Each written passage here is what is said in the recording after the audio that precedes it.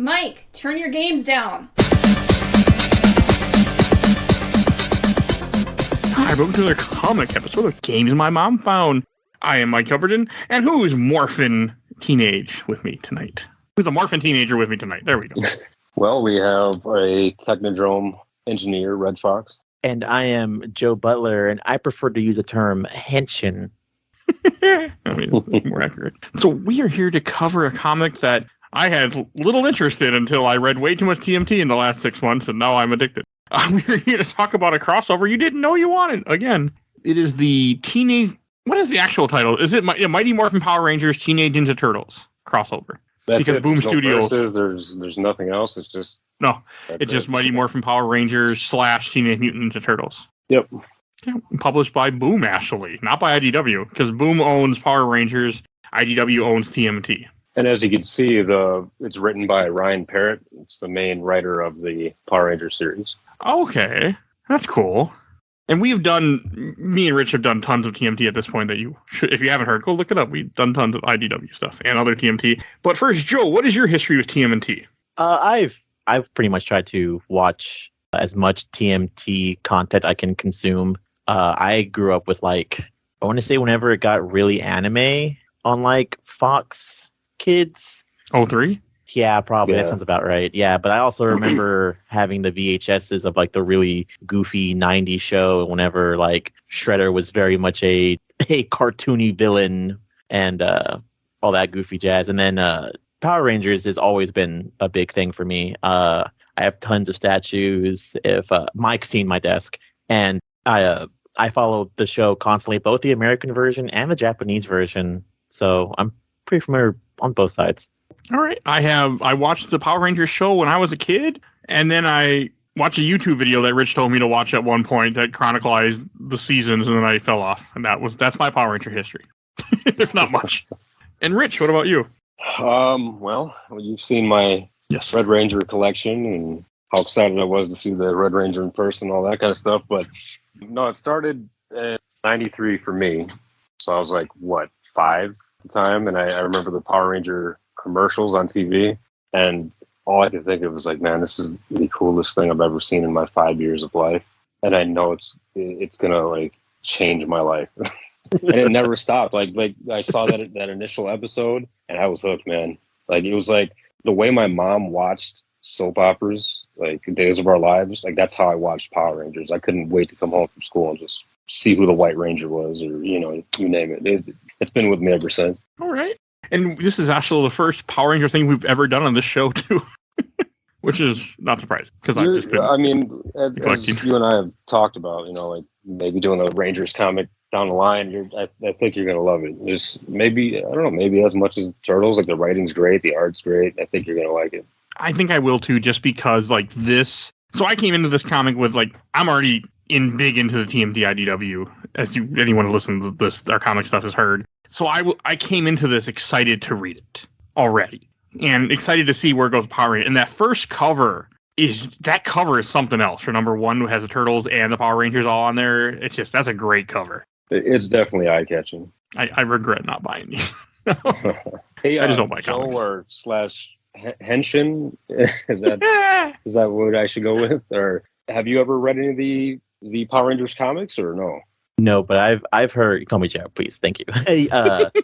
I haven't read them, but I know plenty of enough. I'm really familiar with the Lord Draken stuff. I really want to get into that. I haven't physically read it, but I know a bunch of other stuff. I know I like the comics a little bit more because the TV show still kind of aimed for kids, but the comic stuff is really done pretty gritty stuff. I have the Lord Draken statue, and I have the Ranger Hunter, Pink Ranger, the one where she's her suit's pink and black, and I want to get into that too.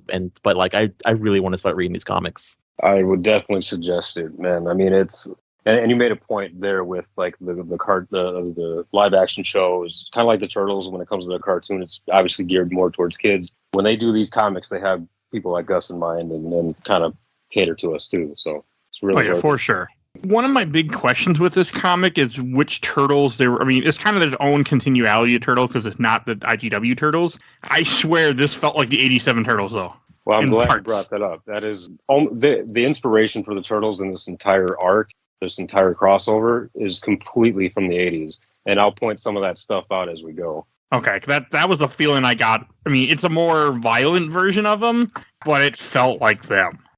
I'm also a big fan of using the Green Ranger. Green Ranger is, in my own personal opinion, is much better than the White Ranger. Just because I'm also a big fan of. I was a big fan back then, still a big fan now of always the Sixth Ranger being a bad guy and then them turning him good, and then he's like the new member of the team. Hey man, Does that that was happen? one of the best arcs in TV. That was like the Green Ranger arc. That's how he was introduced. Like it's one of some of the best TV I've ever watched. Does that happen multiple times in the show where the Sixth Ranger is evil? Yes. It's happened a few times, yeah. Okay.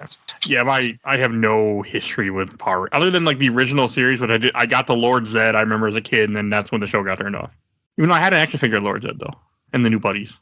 I was But then it actually broke wearing a Lord Zed shirt yesterday.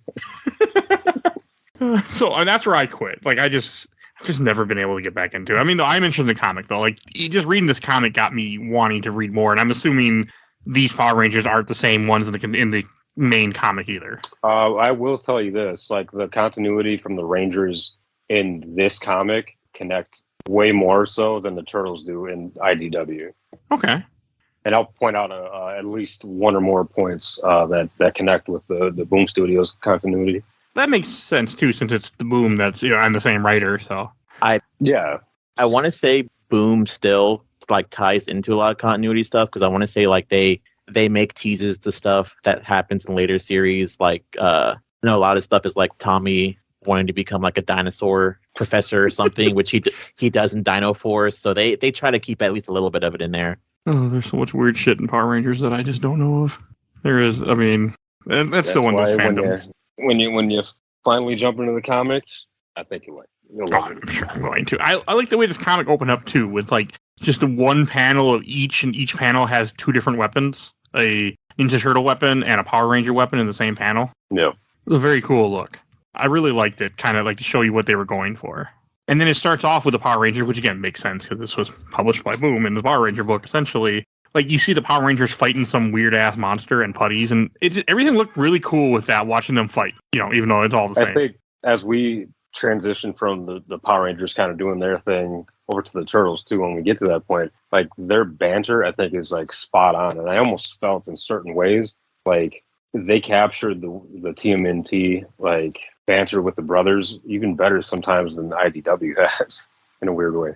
Okay, I can see that because because it is more of a different type of Turtles than IDW.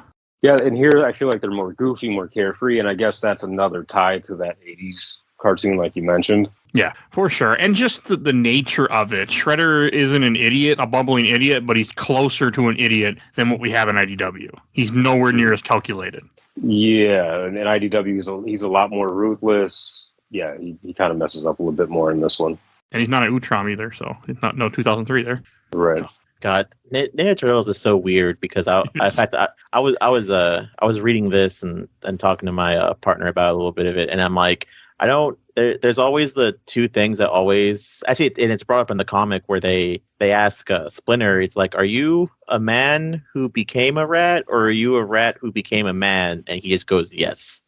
And they go, I love okay. it. So yeah, I like that they did that. I like that they did that. I was very confused when you first see the Turtles fight in the Foot. I was almost expecting the Foot to be robots. Also, side note, Rich, you might find this funny. So I went to the Mall of America yesterday, and they have a whole turtle section of like where they're redoing those retro figures that we had as a kid. Mm-hmm. I was looking for a Foot Soldier. I was gonna buy for $20. I was gonna buy a Foot because all mine got broken as a kid. Couldn't find one, but I was looking for That one. would have been nice. If you get one, send me a pic. I will. They had everybody else. Like, I don't want Splitter. I don't want Krang. I want the fucking Foot Soldier. I think when they made, because they brought out the retro ones like I want to say over 10 years ago again, and they had like a Shredder. I bought a Raphael and a Shredder in that retro design when they brought them out again. It was just, I was so tempted, and which I never do. I don't really buy figures that aren't Funko Pops, but I was like, I want this because of a kid. But to go back, like the way when they're fighting the Foot Soldiers, they don't look anything like the Foot Soldiers we see in the IDW comic. They're very much remind me of the cartoon, but they're not robots. That's exactly what they're going for, and they even have the foot symbol on the front of their mask, just like the cartoon too. So yeah, I like that they did that. That's one of the first indications that all right, we're dipping into the '80s kind of inspiration here, and not to mention that on that same page where you see all the turtles like fighting the foot here, you see on at least a couple belt buckles here, you see the initials on it, just like the '80s. Oh, okay, I see. I do like how all of their masks are also different shapes too, and it's very specific that they all have they wear their masks differently. Mm-hmm. Yeah, that was a good touch too. I feel like they do that a little bit in IDW, but it's really exaggerated here and boom. Yeah, it's IDW depends on if you have a good artist or bad artist who draws April like a frog. You know? Yeah, I'm never gonna forget that. Secret History of the Foot, great comic, but he fucking drew April like a frog in one panel, and it pisses me off to this day. I will keep making fun of it. So when they run into this random foot guy without a helmet, I had no idea who this was. None whatsoever who I was looking at. Did you guys know it was Tommy right away, or were able to tell, kinda, or anything? I'm curious. Maybe not immediately. Okay. Yeah, it's. I would say it's probably just kind of assumed because he's not at the fight. I think they do ask when the Rangers are fighting their villain of the week. They're like, "Has anyone seen Tommy?" And they're like, "No." Okay, I think that is reference. I was just thrown off, and then I like how they call him Steve. Like, we'll just call him Steve or something like that. It was just funny, and I think it was also kind of cool, like the way they did this, where it at first a lot, or even throughout the comic, it bounces back a lot. Like it goes to Angel Grove, and it shows the Power Ranger going through their own problems, so they can't tell people what they do. Kind of like showing both like what their problems are for the Rangers and what their problems are for the Turtles. I liked all that too. And just when you first get introduced to Foot and Kyrie and all that. I liked her design in this comic a lot. She looked more powerful than she does in the IDW, but she looked really cool for some reason the way they drew her. Close to the same, but I just like the style. In her, I love her alternate like purple foot outfit. I mean, that's something we haven't really seen before because Karai wasn't part of the '80s cartoon, so we've never had that opportunity to really see her in those colors before. She looks good in those colors. I like the design a lot. Yeah, it's a nice look. It's also very '80s. She's got the big shoulder pad thing kind of going down too. Yeah. Mm-hmm.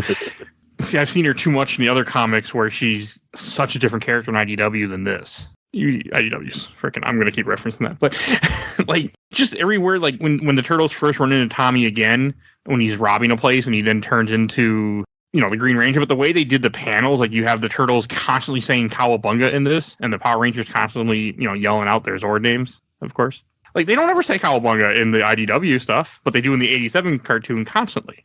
Right. So that's another little reference to it. It is cool that like Raphael and Tommy start like a rivalry really quick.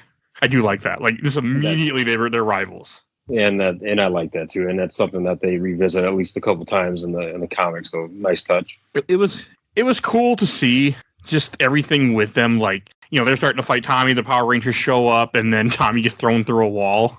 And then the Power Rangers like, oh, we better go fight these mutants. They must be Rita's monsters. I like that. I thought that was cool. They do look like something that she would make, which is funny. They do. And they also say turtle power a lot in this too. Like you have a 2-page spread, which would have looked really cool on if I had an actual book. One side says turtle power, and one side says Go Power Rangers, and Shredder's face is in the background. Right. That is half Shredder, half Rita. That's cool. Okay, that is cool. I didn't catch that the first time I read this, or the second time. So but I mean, Rita's monsters can talk too, can't they? I guess like they can talk normal. Yep. They're not very smart though. They just kind of make weird puns to whatever the hell they are. Like the pig guy that wants to eat them. Yeah, you're not going to get any intelligent conversation from those monsters. They're made out of like clay from Finster, so that's as far as that goes. I was kind of hoping I would see one of the classic monsters that I recognize, but I'm assuming they're in the main comic. Like the eyeball guy and you're not going to see that in any of this. No. Like the Finks. God, I like that Finks guy. I forgot his name. He's in this for like half a second. Goldar? Oh, not Goldar. It's one of the creations that she made. It was like it looked like a Finks. It had it's a lion with wings, and he has a Pharaoh's like helmet on his head. It isn't important. It's just one of the ones that I liked as a kid. I have a question for both of y'all. Since y'all like the turtles so much, how do you feel about them flipping their eyes from being like big anime eyes to like white in their masks? I think it's cool. I think because that's like what we kind of grew up on, right? Like maybe not so much the cartoon, but the action figures that came out back in those days. they have the white eyes. So it's only normal to me. I'm fine with it too, especially in this. I liked it, so I had no problem with it. I didn't really think much about it that it changed, but yeah, I liked everything with them fighting for the first time before they realized that. Okay, did they? Oh, they I think they realized in this fight. No, they're still fighting, and then the end is Shredder reveal. One thing that we didn't mention is what Tommy's mission and his goal is. You don't know yet, I don't think, in the first issue. I think that, well, they mentioned him stealing an energy cell. Oh, yeah, he's stealing stuff for the foot. So that's when the turtles pop in and try to handle business. And then that's when he morphs, and then everything, dominoes from there. And then the last panel of the first book is you see just Shredder. And this Shredder, again, looks very much like the 87 cartoon Shredder. He has the purple cloak, the way the helmet is. To me, it just screamed 87, but cooler. I love that. I thought it was one of the coolest panels of the entire comic. It is, and I also kept seeing ads in here for Shattered Grid, which I'm really curious about, but I know I can't read anytime soon. It's a Shattered Grid game. Yeah, I know that. Wasn't it a free game too? Think so. I think the way it works is you can play the game, but you have to buy the characters, which is whatever. It's to each their own. I mean, you can. I understand the whole point. It's also supposed to. I think the whole point of it's supposed to be a weird card game in America. So when you go to an arcade, you can play the game, and then the machine spits out a card. So you can I'm going to play Shadow Grid at the arcade. And it's like, oh, I got the Pink Ranger today last week. So you can put the card on a little thing, and it reads it. I don't know. Yeah, that's how Injustice is table. Yes, that's exactly what I'm thinking of too as well. I think it's the same people. Okay, it's on Steam, by the way, for $20. It's not out of curiosity. I will not buy it for $20, but I do tend to buy licensed games when they go cheap enough. Because you thought you were referencing the fighting game? Yeah. Oh God, I can't do that. Yeah. I don't think I want it. I'm just curious, but I just kept seeing ads for it. I wanted, I just couldn't, man. I can't deal with that level of dedication and competition. Comes from the guy who used to play Tekken all the time. Yep, used to. Keyword there. I still think about Tekken when I see you. Oh yeah. I still try to pay attention to it. I actually bought Tekken 7, and it was short-lived. I can't stick to that kind of stuff. Those games are hard. Yes, they are. And then this brings us to issue 2, which has another cool ass cover. You have the Power Rangers on one side fighting the Turtles this time. I like this cover a lot too. These are just really cool covers. And the split of Angel Grove, which I swear as a kid I thought was in California. So I have no idea where it is in here. It's California, isn't it? It's still Cali, yeah. Okay. Still based there. Because they can teleport, right? I forgot that the Rangers just teleport to where they need to go. Yeah. Yeah, because they're essentially extraterrestrial what their powers is, which I did not ever really think about, but this comic mentions it later on. Yep. If you get into the IDW comic, you see how much that actually, the Boom Studios comic, you'll see just how much that actually expands and how many different powers there are. It gets pretty nuts. And this is when they're still fighting, but then they realize that they're not monsters and kind of finally team up. They start to kind of team up. And I do like how they have April as a reporter in here. And you have this idiot guy, for some reason, oh, well, your turtle stuff, you can't protect them forever. It's like, you're a camera guy. Why do you care? Oh, no. I liked it, again, 87, because she's a reporter. She has a yellow jacket. They kind of tried to go for that original vibe of the 87 cartoon. But at least she wasn't being chased by any bananas or talking raisins. So, hey, we're all good. God. What? Turtles Forever movie, the animated movie. She gets chased by walkie bananas at one part when they go to the 87 world. The 87 cartoon is a lot of foolery. Yeah, of course it is. It's bad. In the Turtles Forever movie, they joined the 03 Turtles, which were more gritty and anime-ish, like you said, with the 87 cartoon, and they visit that timeline at one point. Even when you first see the Technodrome in this book, and again, this looks like the Technodrome from the 87 cartoon again. I mean, it's very much that style, the giant eye on the top. The Technodrome, yeah. It looks obviously much different than the IDW one that we've seen now, but yeah, this is exactly trying to reference that 80s cartoon Technodrome, that original style. So is the Technodrome just like Shredder's hideout, or is it like a big death machine? Both. Depends on the continuality. In IDW, it's a big death machine. It had nothing to do with Shredder. Yeah, Shredder. Yeah, he doesn't inhabit it in the IDW. In this, or in the 87 cartoon, it's essentially his hideout, which I'm assuming it was made for the cartoon. I don't think this is the Mirage. I don't think it's in Mirage. Of course, the Technodrome was made for the '87 show. You gotta sell the toys to kids. You gotta have the big Technodrome, and it pops open, and there's little areas where everyone can fight. I'm pretty sure that toy is still in my basement, but I'm sure it's missing parts. I think everybody's Technodrome is missing parts. I actually saw Technodrome not that long ago, complete at a toy swap. Man, that's impressive, man. That's because these people are very, they love their toys. That's the one where I sent you the picture of the Turtles and Batman stuff, 2-packs. Mm-hmm. Yep. They love their toys.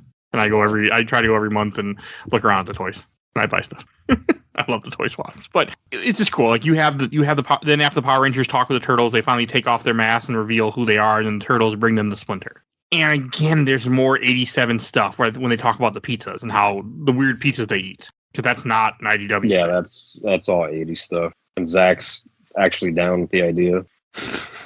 And I think this is also when you finally find out what Tommy is up to. You find out that Tommy infiltrated the Foot to go find a friend of his and bring him back.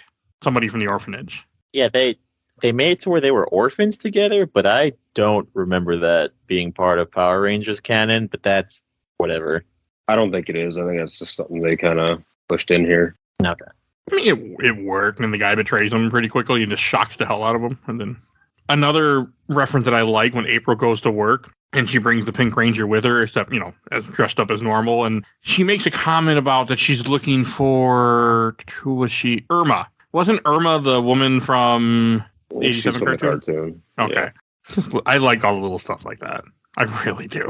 There's a part in here where Donnie mentions Ranger Station. I can't quite find it, but it is in this issue. Ranger Station, for any Boom Studio followers, is a show by Bulk and Skull that they just kind of follow around the Rangers and try to document the stuff they do and stream it to everybody online. Is it a podcast? What's that? Is it a podcast too? I could see it being a podcast in that world. I guess, but a visual one. You actually get video with what they do. Unlike this show. Right. Okay, that's cool. I like little references like that. Channel 6 News, they reference to, not only is she a reporter, but she is for Channel 6, which is also in the 80s. Okay, that's cool. Just the way that they talk too, they mentioned they have a blimp. They mentioned that they have a shrink ray or something. Just so much stuff that's mentioned in here. You have Metalhead. I do think it's weird that you have the Power Rangers who have some kind of weird form of alien tech that they can't really explain. But then you have the Turtles who are just we got a shrink ray and this cannon's a plunger. Yeah, we just kind of get shit from the trash and just make stuff out of it. I didn't notice that. I read it where they said plunger cannon, but I was just looking at a panel. That's literally a toy. The plunger turret thing. Yep. I had that toy. It's on top of their van, right? It's also in a scene where they're sitting in the hideout with the Power Rangers and where they're at. That's cool. Okay, this comic just got cooler. One thing that they do mention is that Tommy was evil at one point. This is actually closer to the start of the comic here. There's one point where one of the Turtles, I think it's Mikey, he says, "You sure he didn't go all evil again?" And then they're like, "Hold up, how'd you know about it? You knew about that?" And they're like, "Yeah, Donnie's a fan." Yeah, I like that. I like that the Power Rangers are a real thing in this. There's not his other crossovers, the Ghostbusters crossover we read, where they actually cross through different dimensions. This is the same dimension. This is the same. They're just on other sides of the country. That is something I wanted to bring up too, because out of all the crossovers, I read at least majority of the Batman and Turtle crossovers. They also cross dimensions in there too. This one, they're already there, and I think it helps that they did have that 80s continuity to draw from to make it feel even more natural, I guess. Yeah. It's a weird way that I'm glad they are able to put them together, because Power Rangers is very 90s, and it's very early 90s, because they still have a lot of back in the original live action TV show, they still it was so early in the 90s that they still kind of wore 80s outfits, and the Turtles being so late in the 80s that it would make sense that there wouldn't be that big of a time gap between the two of them. Right. No, and they work well together too. Just the feel of it with all the banter, like you were saying earlier, just everything felt like it meshed perfectly well. I like when you have Leo and Jason fighting Karai and they're getting their ass beat. I did like that. They can't beat her. About different forms and styles that they could use, and she can hear them. Yeah. I like how she's like, "Are you too serious? I will cut you both down before." And Trini just hits her with a bowl in the head and knocks her out. I really like that. Trini's a ranger I don't think of at all. I never think of the Yellow Ranger. least not for me. You don't see her. I mean, she died in like what 2001. So Yeah, it's not like you can see her on Facebook at different conventions. If you did, No. it'd be very alarming. But just like even back then, she was my least favorite of the Rangers. I don't know why. Well, So. it's kind of you didn't really watch the show as much either, but she was like paired up with Billy a lot. Her and Billy were the most brainy of the whole group. So they would work on projects together, talk about technology, and those were the only two that really did anything like that. There's also some weird like behind the scenes stuff because I watched like the 30-year reunion special recently, and I saw some behind the scenes stuff like that, and the Billy who played the Blue Ranger and the guy who played the Black Ranger, like their first time on set apparently like ever, because I guess they couldn't figure out how to pay them all in the same day, especially because back then Saban was just like the biggest of cheapskates. So a lot of that has to do with like, well, why are certain characters paired up together? Oh, it's because they could only afford to pay those actors that day to be filmed. Makes sense. Never heard that, but yeah, it makes sense. Either. So yeah, Saban, it was still pretty goddamn cheap. Well, now they're owned by. I think they're finally re-owned by Bandai, and Bandai owns both Power Rangers and the Japanese version, the Super Sentai. So I guess it all works out in the end. Yeah, there you go. Because I know he bought it back from Disney for like a fraction of what he paid for it, or what they paid for it. He bought it back, but I think, like I said, Bandai. I think Bandai bought it back from him because I don't think he was doing anything with it. I watched the Toys That Made Us talked a lot about that. You know what? I think Hasbro actually has it because I think Bandai was actually making the figures while Saban had it, and then Hasbro I think bought the entire franchise to where they actually make the figures now. Yeah. Yep. Hasbro owns it. Okay. Yeah, because there's I think more recently they had a live action like reunion, and they had the original Red Ranger on there, and he was talking about how like what made him quit is they were filming the movie and they made them pay for their own hotel rooms in the movie, and they all shared like one hotel room because they couldn't afford it. You're making a fucking movie, like you get fucking idiots. Saban's just cheap as hell. And you got to think they were like extreme rock stars at that point too. Yeah, like, and they were getting like pennies and peanuts. But Saban wasn't though. And this was back then when they had like what was real famous back then, the mall tours or whatever. Yeah. Like live action, like on stage shows with the actual actors. I don't remember any of this. Okay. I have loose visions because I was 5. I was born in '93 when the show was popular, so I kind of have like the leftover VHSs that were like floating around. So you technically probably grew up more in the like Zeo era, but still got to witness the original. Yeah, what it was. I got a lot of everything. So like I got the original, and I got when they were the Shakira Rangers, where they weren't wearing like armor, they were wearing like the ninja suits, and I got all kinds of stuff. Yeah. I sort of know what you guys are talking about, but it's like very like pieces of it. It's weird. That I do know. But it's always funny when I hear people talk about Power Rangers, and it's like there's bits and pieces that I do recognize what people are saying, but most of it is just blank. But in the comic, and then you have Tommy wakes up in a cell, and I think he transforms the Dragon Zord, and then Shredder hits him with something that takes away his power or something.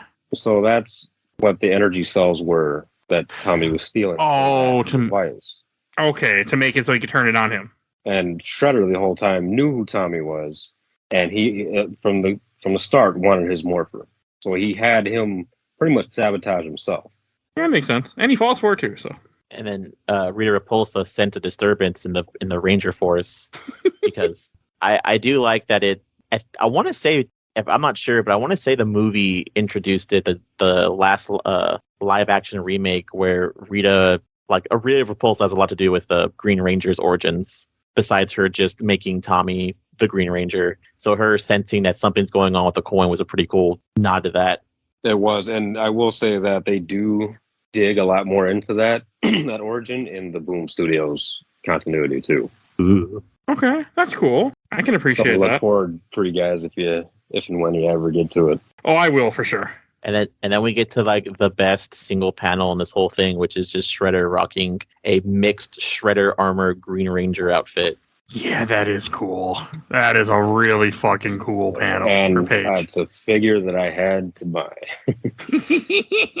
Yeah, that's a good figure too. Like that whole outfit and the design, like they knew what they were doing, especially later on with the turtle design Ranger outfits. Like it's, oh yeah. Yeah. I love like the Turtles made fun of his color choices, like only the purple and green, like kind of clashes, but no, it's still super badass. Mm-hmm. And this is you also get introduced to Rita for the first time in here, like you guys were talking about, and like she meets Shredder. And I think this is when he either this or later on he makes a comment about like he knows who she is, and he knows stuff because of his friends in a different dimension, but he doesn't want to ask them for help. And also Bebop and Rocksteady, those costumes are straight up 87 cartoon. 100%.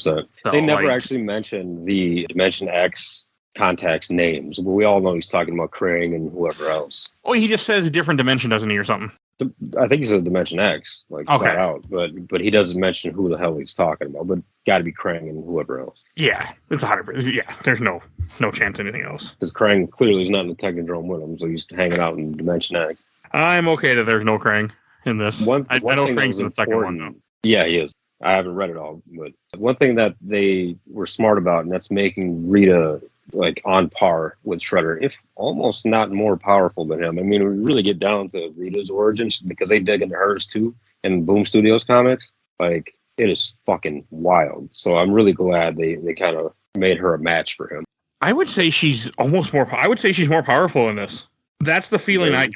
Yeah, well, because you got to think, like, Shredder is a mortal man. Like, Rita is a little more than that. Like, she's got this magic on her side. She's a interdimensional witch that's been living for literally thousands of years. Like, yeah, a little more of a threat if you really get down to it. Yeah, and that brings us to issue 3. This is another fucking cool ass cover where you have Shredder in the top right, you have Bebop and Rocksteady and the Turtles and Rangers together. Like, very cool setup. Yeah, I think if you weren't familiar with what's going on in this comic and you kind of pass by a shelf and you see that Shredder next to the green, you're like, what the hell? That looks like Shredder. Wait a second. That's Shredder and it'd get your attention real quick. Like, yeah, it would. Yeah, if I saw that going past, like, okay, I might have to get this. I almost bought the trade of this, actually. I wouldn't have blamed you. I didn't because I'm like, I don't need to trade. I only really buy Sandman trades. But I was like, this is fucking cool. I like the explanation because Rita's Shredder's kind of going at Rita, and I like his weird explanation, which I never really thought of either, because technically being a Power Ranger would be more than just putting on a suit. So his explanation of just kind of having like weird Captain America fast vision and him like feeling that he's gotten stronger is a pretty good explanation that I can get behind. I'm actually really glad you brought that up. I thought I was the only one that noticed, but I was going to bring that up myself. He has the best explanation of what it's like to be in a Power Ranger suit that I've seen in any continuity ever. Like, they don't even go. I don't think they mention that much, even in the Boom like full on canon. Like, they did it with Shredder. That's cool. I really like seeing them fight each other too. I thought was a very cool piece how they did that. Because like they did right away, Shredder and Rita are fighting, and you have Bebop and Rocksteady fighting. I don't even know all those guys' names of Rita's henchmen. Squat, Babu, Finster, Goldar. I only knew Goldar. I did not know any other ones. Squat's the little short one for obvious reasons. Babu's the one with the monocle, and then you got Finster, the dog-looking one. And I will say this: in Boom Studios, they also flesh out each one of their origins. That's cool. Yeah, I know the one with the monocle and the one with the glasses. Aren't they the ones that like make the clay putty figurines or whatever? Like they mold them or something? That's Finster solo. So it's usually Babu and Squat that hang out together, and they're just kind of like almost like the bulk and skull of Rita's lair. And then you got Goldar, who's her sidekick, right-handed guy, still a failure. And you got Finster, who makes all her monsters. So fake. That Goldar fails so damn much, man. It never stops. Like, God, does Shredder look cool in that green outfit, though. I see why you bought that figure. Like, oh, hell yeah, man. I'm kind of curious as to like all the other concepts they must have came up with, and they finally decided, you know what, that's the one. Like, I'd love to see the other one. It's so cool. And then this is when you have Tommy talking to his buddy who betrayed him, and then you also have Mike. It shows the Power Rangers and the Turtles kind of connecting and training together for a little bit, and each of them are bonding. And I thought that was really good. I think it was important. I mean, they that's what people want to see too. It's not just about them fighting enemies. You want to see them bond outside of all that too. And they picked Zach to be the goofiest one. Is that fitting for Zach? Sort of. I mean, he's kind of that way in Boom, but he doesn't really interact with any other goofy characters for it to really shine, I guess. Okay. I guess they probably don't have as goofy characters in Power Rangers, do they? Besides Wolf and Skull? That's it. And even then, they're pretty limited with what they have them doing too. That's probably a good thing, though. At least on the goofy side, they actually have them in some, especially like what is that? The Eltar War arc. Like they actually have a focus, especially on Skull in that one. If and when you get to that. Okay. Some point. I this definitely got me more curious to read Power Ranger stuff. So and like Joe said earlier, like this is the part where Billy's talking to Splinter about his origin, and he leaves it kind of unanimous, or not unanimous, but anonymous. Like he just says exactly instead of like, He doesn't correct her. He doesn't. He just like, yeah, whatever. I assume because it's obviously 80s inspired, it's got to be the man to rat kind of transformation. Oh yeah, 100%. Unfortunately. I mean, because when he says exactly, like Billy finishes on the person into a rat line, so maybe that's just it. And he's wearing the same like gi, that purple gi from the 80s too. Yeah, so it's 100% got to be that. Yeah. And he also says, so is that why you're angry all the time, or is that to someone else? I can't tell. Oh, yeah, that's someone else. Yeah. I also like how Kimberly's saying it to the rap. all angry in this too, which is also fitting. Who? Kim? Yeah, she's just super pissed off. Oh yeah, she's trying to find her damn boyfriend at the time. That's 100% accurate. She's just pissed off that he won't. He just left and wouldn't tell what the fuck's going on. And she, like she said, like he's been like phone silent, no contact. Like, why would she not be pissed? I just found it funny. No phone and communicator. Oh, that's true too. Forgot to watch his talk. Yeah.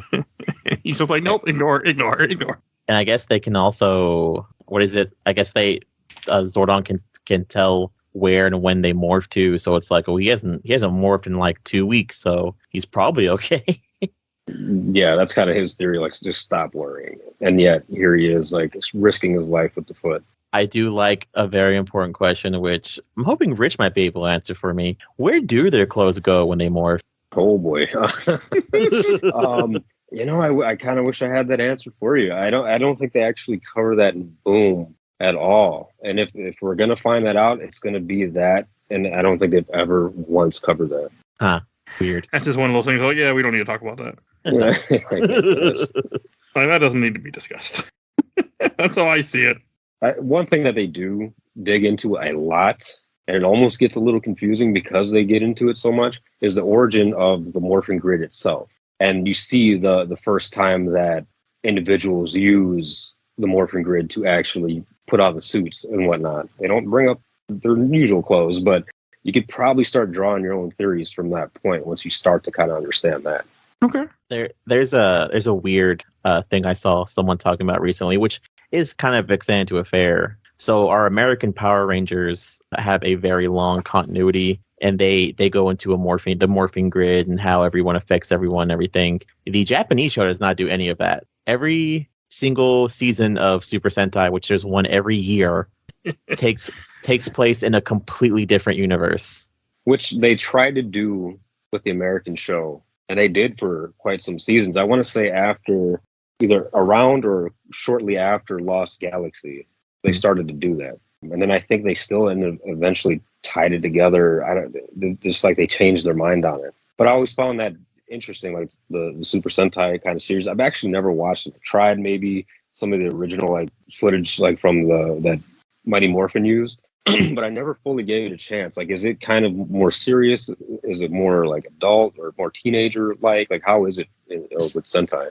So I watched the two different versions. I haven't watched the Super Sentai version, but I watched Kamen Rider, and all I can know, I know that their Kamen Rider is more of a singular based kind of ranger aspect, so as opposed to more being a team, Kamen Rider is kind of like a singular person, even though as I've watched like probably 4 or 5 seasons already, it goes from 1 to like 5 to like 3 to 5, so it's weird about that. But it's a show made for kids, but people die on the show like all the time. In fact, I think if I remember correctly, in the original Super Sentai, I think one of the one that's the original Mighty Morphin is based off of, the Red Ranger and the Green Ranger are brothers, and the season finale is the Green Ranger dying, and it's the Red Ranger getting the gold like over armor, and then doing the big transformation, and I think they actually kill Rita Repulsa, and that's just how the show ends. So that's damn cool. I knew they were brothers in the Japanese version, and I always thought that was pretty damn cool because it makes the fight and the conflict just that much more interesting. Mm-hmm. One thing I will say, do you guys, Mike, you might, actually both of you might not remember this. Kamen Rider, the only reason I even knew who Kamen Rider was is because they brought him over to the U.S. He had his cameo in the Power Rangers, like third season, maybe. That I do not. I was gone by then. Yeah, he was there, and it was like original Power Ranger outfits, by the way. They just had the White Ranger instead of green. But yeah, he did show up. They visited his world or something like that. Yeah, that's cool. We got 2 Kamen Rider shows. It was like Kamen Rider RX, which is I think the one that got with our Power Rangers, and I think he wore like a black suit. And then there's like I think Disney also got the rights for, I think it's Ryuki, where everything's around like a weird mirror world, where whenever they transform, they go into like a mirror dimension and they fight there instead of fighting in the real world. And that one's, the American version's pretty good, but all in all, like the Japanese versions are actually equally as good, if not better. I see. Okay. Was unaware. All right, and then in the comic, you have the Power Rangers morph, and then they go into a trap, essentially, where Shredder hits them with that same beam and then takes away their powers. I thought that was cool. Yeah, that disruptor ray or beam, whatever he calls it. I liked it. And that's also when you first get introduced, finally, to Casey Jones in the outfit from the 87 cartoon also. The same mask. Yes. Pretty badass. I do like it. And then the Turtles don't follow the Rangers on this one. And their reasoning is because Jason ends up telling them that it's probably best they meet with Tommy alone and not with some strangers, and obviously weird-ass strangers such as the Turtles. Which makes perfect sense. I mean, yeah, the Turtles did technically meet him, but at this point, Tommy's, well, they met him, a couple times at this point. Yeah, but they're always fighting them. They're always an enemy. So, yeah, it probably makes sense as a writer to be like, yeah, let's keep him behind. And I did laugh that Casey Jones has a cricket bat, too. Yep. You only understand cricket if you eat crumpets, so I got to make that joke. It doesn't happen here, but totally missed opportunity to have a really cool hockey mask White Ranger outfit. But I don't know what the continuity is as to why Tommy's green and not white anymore. So, Well, in here, it depends, because I don't remember exactly where they were in the Boom Studios continuity, because like right away, because Tommy was green when Boom started, right? They're like literally like taking off from where the show was at a certain point and going in their own direction. That's cool. So he was a Green Ranger. He eventually become a White Ranger. So this is obviously before that time period. But at the same time, it's got to be another dimension altogether. Either the 80s Turtles live in Boom continuity, or this is a whole different dimension anyway. Yeah. My guess is whole different dimension. I would say a whole different dimension, yeah. Because this also, I don't think I said the year, this came out in 2019. I thought it was older. Jesus. No, first issue is December 2019, so right before the plague. Yeah. Yeah, no shit. I would estimate that Tommy was probably the White Ranger by this point in Boom. So yeah, their own dimension kind of thing. Yeah. They probably didn't want to spoil it or something, so they probably went back just a little bit. Who knows? Yeah. I mean, it makes sense. And it's cooler that way, because you got your 80s Turtles, you got your 90s Rangers. Like, why not? Yeah. I mean, yeah, White Ranger was 90s, but we all know the OG, the original, was the green. So that's what people really want to see. And this issue kind of really made me, drop my jaw a little bit, because after the Power Rangers lose their power, they run away with their coins. And the last panel you see, because they go back to where Zordon is and the Power Rangers hide out, and the Turtles are there too. The Turtles are holding the power coins. And a nice teaser. I was like, oh, damn it, I'm in. I mean, I had known it happened because I've seen the Funko Pops. So I wasn't like, unaware of this as a fact, but I was still like, damn, that's cool. Oh, yeah. Just like the best view you get of it is Leo standing there with the Triceratops facing us. How cool is that? Mm-hmm. It's real good. It is definitely a very cool shot. And then that brings us to issue 4, which this is, again, badass cover. Again, you have Shredder jumping down with all these foot above him. I think it looks like a reference to a Daredevil comic with the hand. Mm-hmm. Again, would make quite sense. Possibly is. I've never read Daredevil, but I did buy a bunch of the comics at one time. But that's sorry, Mike. Sorry, before we continue, there's one thing in that last issue that I do want to bring up. Please do. Mm-hmm. I never take notes for these podcasts anymore, but I felt this one that had so much like Easter egg related stuff that I had to bring like some of the stuff up. I can't. Maybe you guys can help me find it, but we can't, it's fine. But there's a certain point to where Billy mentions Promethea. Do you guys remember that? No. He's referencing a place called Promethea. So Promethea is a place in the Boom Studios comics. So that's a high-tech research and development facility that he works at.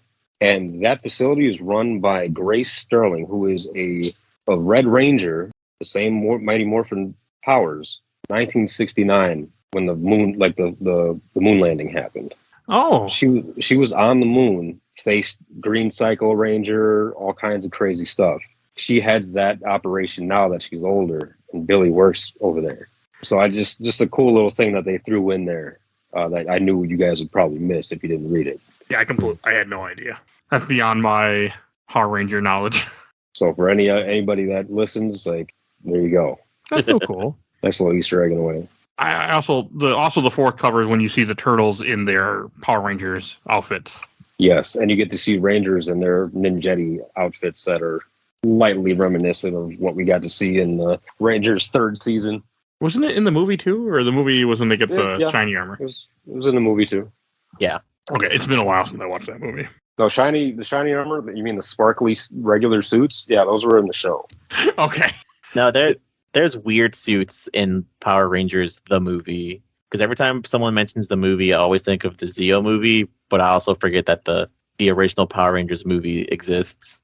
Yeah, those suits were very weird. And if you guys knew like any of the behind the scenes stuff with that, they actually, like, the directors tried to take out the visors to the helmets because they wanted them to connect more with the children audience or whatever. And they're like, it looks so stupid. We have to have the visors.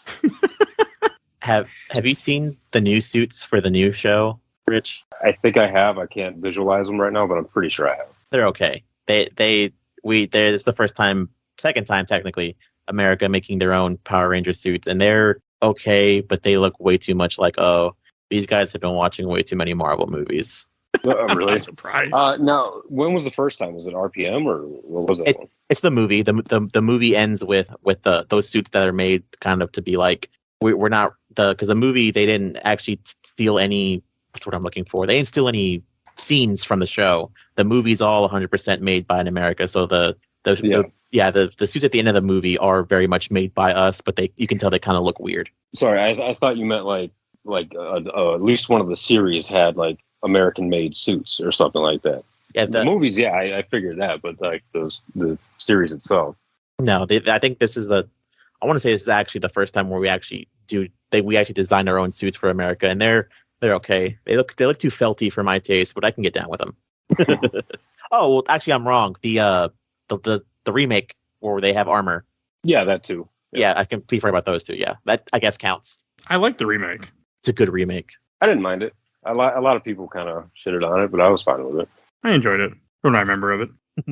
And so this issue opens up with you have the turtles on top of a roof because one of Rita's monsters is wreaking havoc, and then the turtles do the Power Ranger thing and morph, and it's cool as hell to see them in their outfits. And April becomes a Power Ranger. I thought that was cool. Since there's only 4 of them, there's 5 Rangers. They're like, oh, April, we'll let you be around for a change. Cool touch. I appreciate it a lot. And I like how they yell, Turtle Rangers. I'm like, that's fucking cool, damn it.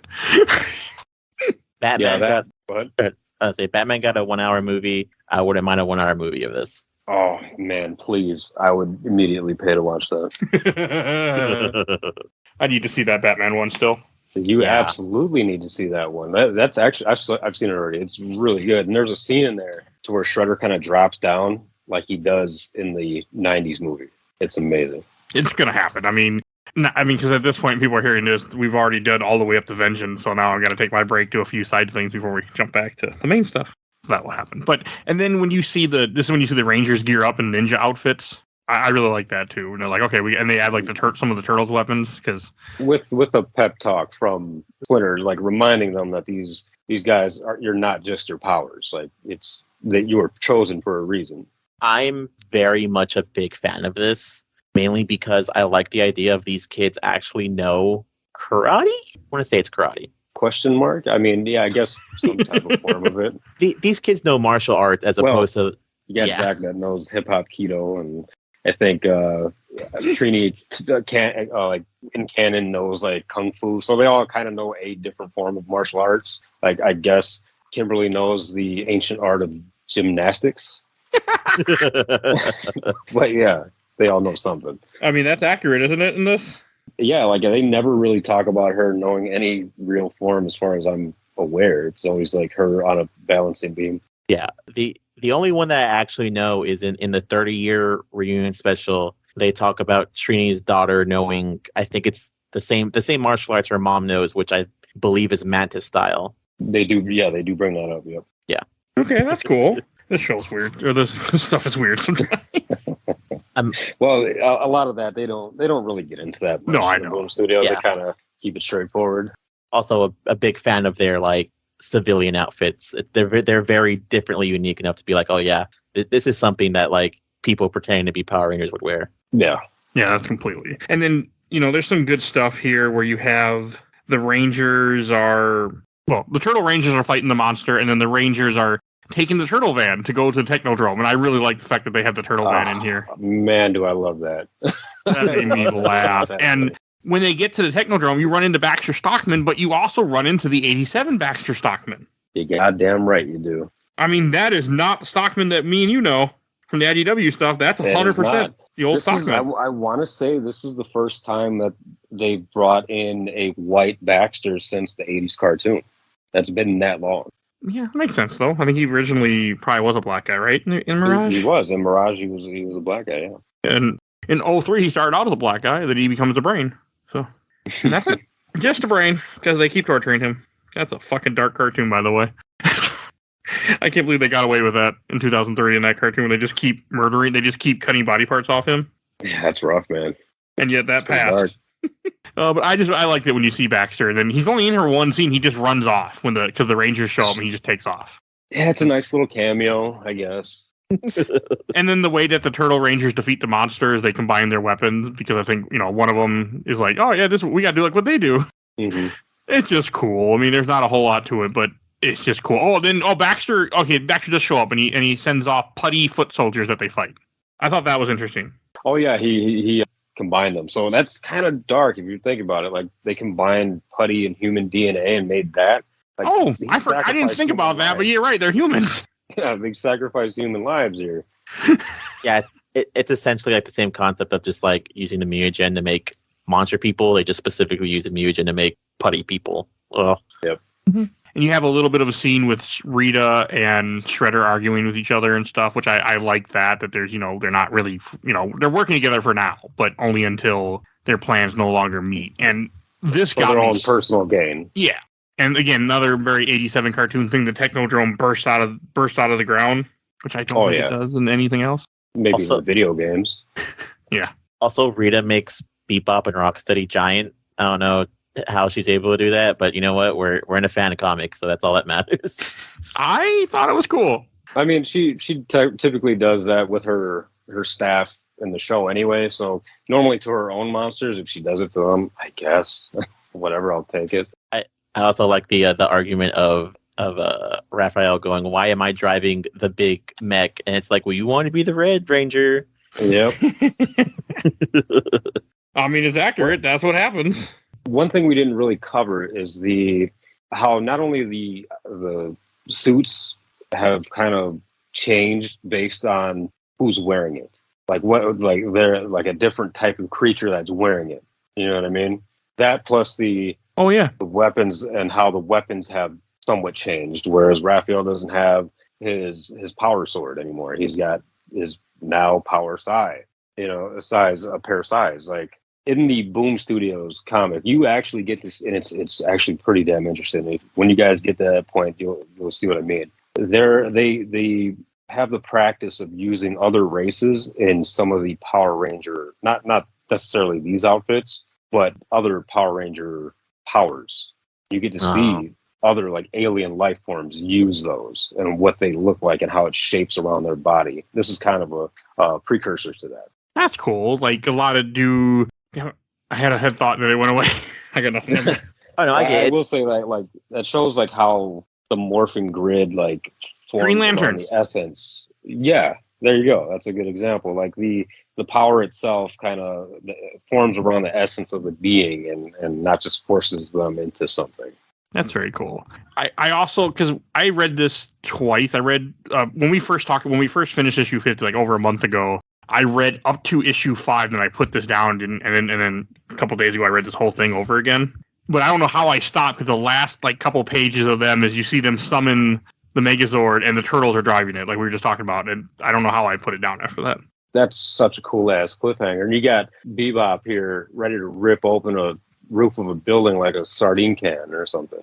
Like it looks like it's going to get pretty real. He's also like, I mean, this Bebop and Rocksteady is nothing compared to the Bebop and Rocksteady that we're used to, though, Rich. Oh, yeah, they're brutal in IDW. Here, they're still kind of dumpy, like the 80s one, which is to be expected. Oh, they are fucking brutal in that. Like, you wanna read about some brutal-ass characters, you read that, and they are, when they get introduced, they are just fucking killers. Yep, literally. You would not expect, and they're like indestructible mass murderers, so it's something else in there. And then you bring us to issue 5. This is also a cool cover where you see the Megazord transform with Metalhead or Shellhead. Metalhead is correct. Okay. But I hate that they kind of spoiled it on the cover. Yeah, me too. I really hate that. But no, it is really cool when we get to that point. I was a little upset that they spoiled it too, because I would have rather just saw it in the comic than seen on the cover. Right.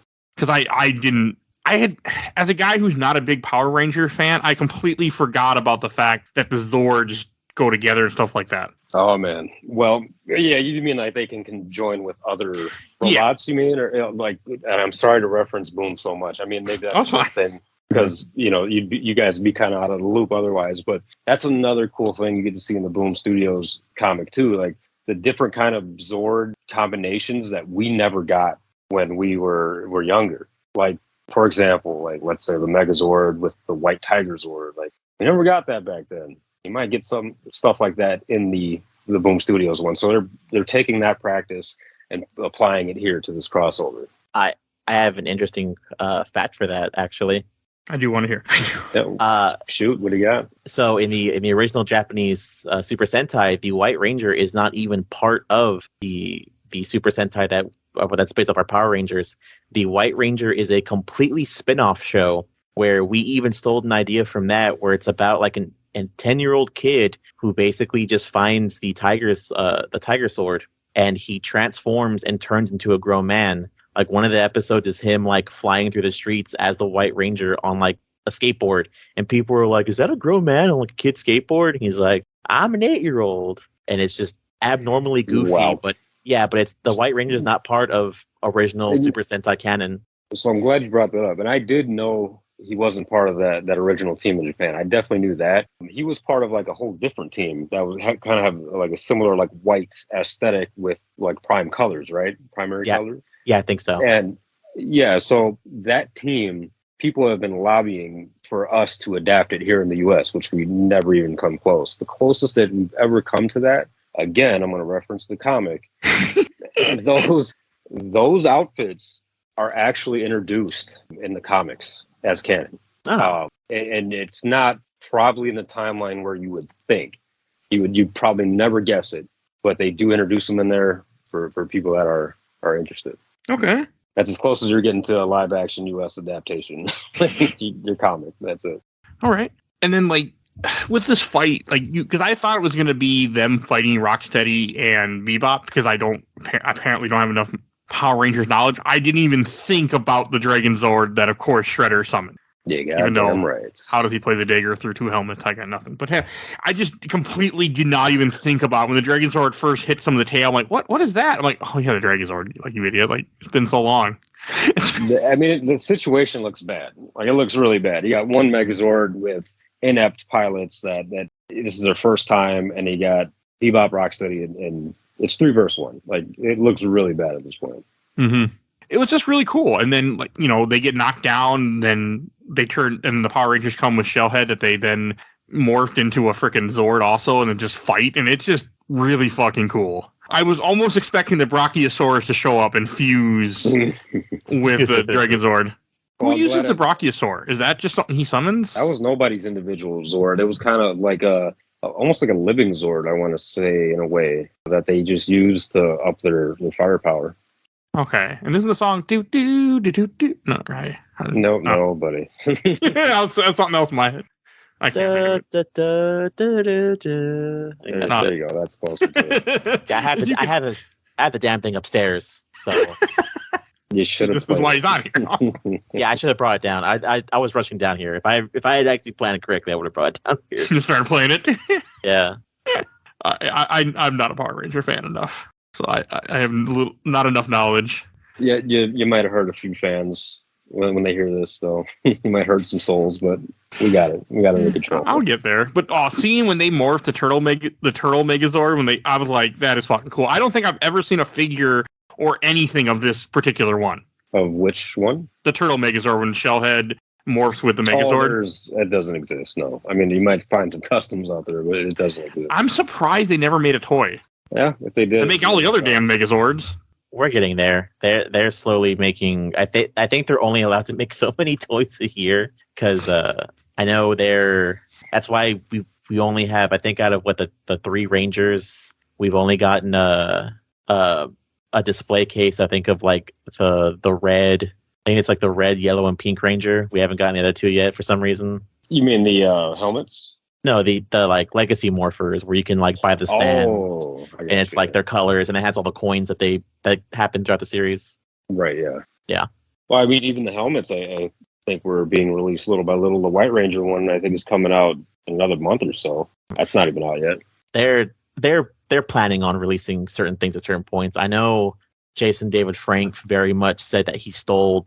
There's a reunion episode he's on where they invent a new morpher called the Legacy Morpher, and he flips between the Green Ranger, the White Ranger, the Red Ranger, and then the Black Ranger. And he very specifically told someone, he's like, yeah, I stole that and I gave it to someone, and hopefully someone, wink wink nudge nudge, is making a toy. It would be smart if they did. People would buy the hell out of that. And I will say that Legacy Morpher was used in Bat in the Sun productions, if you guys know what that is. You guys familiar with that? No. All right. So on YouTube, Bat in the Sun. Well, actually, they're the ones that made that or are producing that movie with pretty much JDF's last movie, that Legend of the something Dragon, whatever the hell it's called. It's like a Power Rangers inspired movie. Yeah. JDF's last movie that he was in, they're producing that. But before they got to that point, all they did is make like those super beat up movie or videos to where like the Green Ranger, for example, fought, I want to say like Scorpion or Ryu or somebody like that. Oh. And JDF was in that, and he used the Legacy Morpher in there. I want to say, as far as I remember, it was a Legacy Morpher. I think he was switching between powers and all kinds of stuff. Yeah, that's the studio. I think they made like a Red Hood versus the Winter Soldier or something like that. I think they did. Yeah, I want to say they did. That's super cool. Super power beatdown or something like that. I think Wolverine faced some other crossover character. It was pretty cool stuff. It's worth watching. And do they destroy in this? They also destroyed they destroyed the Technodrome too, don't they? Yeah, they blow it up. I believe they do. Yes. Okay, so yeah, they beat Bebop and Rocksteady, take out the Technodrome, and then you have Shredder is up in the moon with Rita, and then the Power Rangers and the Turtles, with the Power Rangers now are back in got their coins working, go and confront Rita and Shredder. But Shredder still has the Green Ranger. Yeah, they find out where he's morphed at, and they teleport them to the moon. So did this bother anybody? We have the Turtles and Casey breathing no air on the moon. Are they in a building? They are, and the only explanation I can come up with is that somehow they have regulated air in her palace. It didn't bother me. I didn't think about it. I just figured they're in a building, so it's fine because they have oxygen. Not how it works. But yeah. I didn't think about it either. But she does have a giant window she's looking out of, so this is true. And balcony she's standing on, which would not make sense if you're on the moon in space. So yeah. They did not care to cover that whatsoever. I don't blame them. That's fine. I can live with it, but it did pop up. It's still cool, like seeing them fight, and then they beat Shredder, and Tommy gets the coin back and becomes the Dragon Zord, and then Shredder and Rita run to Dimension X. Essentially, that's what's happening. The beat Krang. We'll find out. I'm assuming that's the second arc, and you just have a little thing where each Ranger is kind of just talking with a different turtle and connecting, and April and Kimberly connecting. It was good. And Tyler and Tommy connecting. Tyler, the one-off character, we'll probably never see again. Yeah, and then Raphael and the Green Ranger finally have their rematch. And it I says, love the ending panel. Cowabunga. That's a fight I'd like to see. Give me that on Superpower Beatdown or whatever. I'd watch the shit out of that. It's very cool. Yeah, and that wraps it up. I like the after the ending of it, they show that they were kind of playing around with who was going to get which suit. So you basically have every turtle who's holding every helmet. Yeah, it's pretty damn cool. I'm glad I read it finally. I wasn't sure about it, and then as I saw stuff for the second one, that's what really got me. Yeah, I'm still blind on that. I purposely have not read it. Well, we'll plan it. Podcast. We'll be planning it now because I need to read the second one now. So I'm in 100%.